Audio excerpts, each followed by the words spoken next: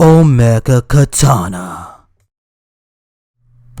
Yo, this is your boy, the Omega Katana here, and sorry about the late video and the one without a script this time, because basically I just discovered this earlier today, and I know it came out yesterday, 6 hours ago, but just to let you guys know, I usually don't do videos like this because I suck at keeping with the latest trends and following them. But this is a good video for me to discuss here. It's not going to be too long, not going to be too short. So let's get on to it. So while I was doom scrolling Twitter, and I found this from a random tweet someone posted about an Ubisoft executive prepping up their newest subscription service. And here was this guy, to just make this short, this is what the guy basically said here. I'll read some of this article out, but I'll let you guys look to it here. And basically, this guy here wanted to say that gamers need to get comfortable for not owning their games. Let me tell you something, people.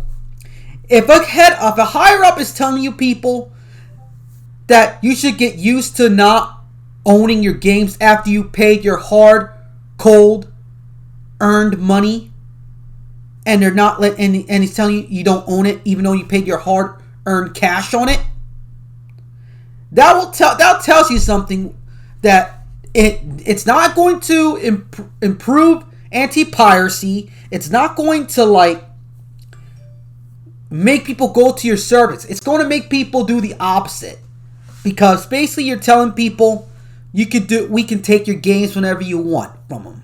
It's all going to go to the cloud, and you have to pay a subscription fee for it.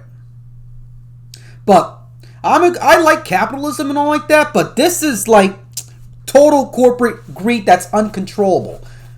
But yeah, sorry about confusing you, because basically I haven't done these videos in a while, but my reaction is, but let's read the articles here. This little article by Game Rant. I'll put in the link in the description below the video. So Philip Tembre, my pronunciation's terrible on this. So anyways, Philip Tembre, Ubisoft's director of subscriptions, suggested gamers could get comfortable not owning their games. My bad. The executive's comments were made as part of Ubisoft's latest subscription push that saw the company rebrand its Ubisoft Plus service. Tembre believes gamers may grow more accustomed to subscription services, much like consumers around the world accepting offerings like Netflix, Spotify as a term to outright buying media. But hold on! Here. Unlike Netflix and Spotify with streaming music and video, games are different medium altogether. Games takes time, unlike movies and music. With certain games, it takes half a month, more than a week. And also what I said before with rapid elasticity with fighting games, which I referenced in that old RoboCop video a while back. And this is the future for them? This is bullshit here, because basically you are telling the people that you should get used to not owning your games despite owning, basically buying a rental. Is it going to stop piracy, people? Yes or no? I already know the answer, so I'll let you answer it. It's a rhetorical question. And let's continue here.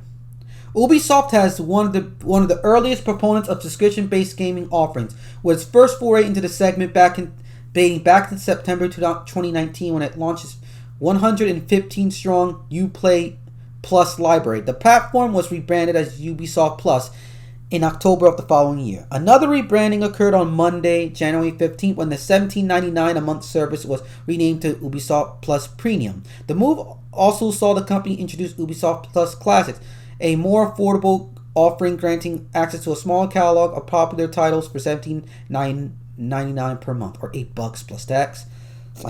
if you know a company has been rebranding the service like time and time and time and time again, you know they're messing up, right? So here's this clown, Mr. Philip Temblay. Temblay here's like the old Temblay here, labeling the latest changes as the company's attempt to evolve. In the recent interview with Games Industry Biz, the executive explained that splitting the subscription offering into two will allow the publisher to better cater to its ever-diversifying customer base, which now includes a substantial number of people who are primarily interested in older releases. While it might be intuitive to assume that this particular demographic is price conscious and hence uninterested in subscription products, Template appears to be the opinion that's not necessarily the case, or at least won't be true forever. Oh, congrats, dude. You can just actually pirate the games if people know what they're freaking doing. Just pirate the game, because you're not stopping no piracy doing this shit. Or they're going to go take their money elsewhere. Because I do not like where this is heading. Like, subscription-based fees like Netflix and Spotify. Like, come on, man. Games are not designed to be like Fortnite or Call of Duty Online. Let's continue. On the contrary, the executive talked up subscription-based services of having tremendous growth potential, which is a big part of the reason why Ubisoft is doubling down on such offerings in the first place. Although Temblay acknowledged that he cannot see the future, he suggested that gamers could not get used to not owning their games. Whoa. Much like consumers all over the world accepted platforms such as Netflix as a replacement for outright buying movies and TV shows on physical media like DVDs and Blu-rays. You see this, people?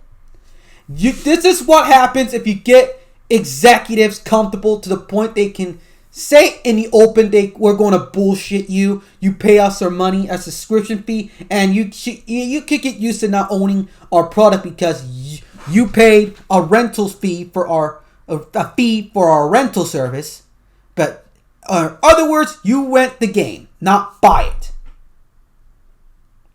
which I do not like at all. What it's heading to. Gamers are used to a little bit like DVD, having and owning their games. That's a consumer shift that needs to happen. Whatever, dude. That's basically trying to advertise your shitty wannabe Blockbuster GameStop rental service. Looking beyond Ubisoft, Temblay's forecast appears to be well rooted in reality. According to a number of recent reports, physical game sales continue to decline across the board, while the industry on the whole keeps growing. Even traditional digital sales only work to strengthen Temblay's perspective, as platforms like Steam and PlayStation Store have long normalized selling game usage agreements instead of actual games. Unlike Steam or PSN, GOG, when you buy a digital game from GOG, at least you freaking own the game DRM free. With Steam, with certain games, you buy it and you own it if you buy the product, or you can like gift it to a friend. But this, like, basically it's not the same as Steam or PSN or even this Nintendo eShop or even or Steam. But whatever this guy's saying is basically you're making a video game rental service that you buy the game, you pay a certain fee, and you have access to all these games via wannabe Game Pass. You pay a certain fee, and you get all these games for a certain amount of fee, a certain amount, and it's like renting their stuff as a whole instead of like actually owning the digital content you bought with your own money. And $18 is not enough. And the successive Xbox Game Pass implies many are already comfortable not owning their games. I tried at Game Pass and let me say this, people. I am not a fan of it. Yes, I pay a certain fee to access a small library of games on the service. That's cool and all. But let me tell you this. I do not like the service because it's basically... The only good thing is I pay like a certain fee to play these games. But I want a huge library of classics they couldn't get, and you know what I'm getting to for those who watch the channel. Like, I don't like to me, Game Pass is too limited with their selection of games. They don't have classic Xbox games. They don't have like 360 games. Oh, but Omega Katana, they have Halo. They have like Gears. They have like the latest Forza game and your indie titles. But, dude, do they have like out of print titles? Do they have like JRPGs or Japanese games? Do they have indies that are on the service that are good? Yes, there are a bunch of indies there. You can correct me in the comment section, but they don't have a huge library on Game Pass. So I'm not going to ramble on and on because I thought this video is going to get too long. So what are your thoughts about this? I leave it to you. I cannot wait to read your comments in the comment box below the video. Don't forget to like this video and I already said comment and subscribe to the channel. And stay tuned for like the Omega Dimension podcast because I'm really busy right now. I couldn't get time to work on this video. I could barely have time doing this video. And sorry I haven't done these videos with me showing my face for a while.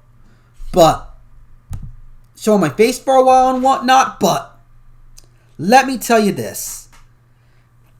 Besides, next time I kind of need a script because basically I'm getting my mind scrambled again because it's like still getting used to like reading, like processing that I'm on camera and I have to limit my thoughts to a bit and whatnot. So that's all to say for now, people. Hope you enjoy this video despite the problems. Until then, this is your boy, the Omega Katana. Sayonara.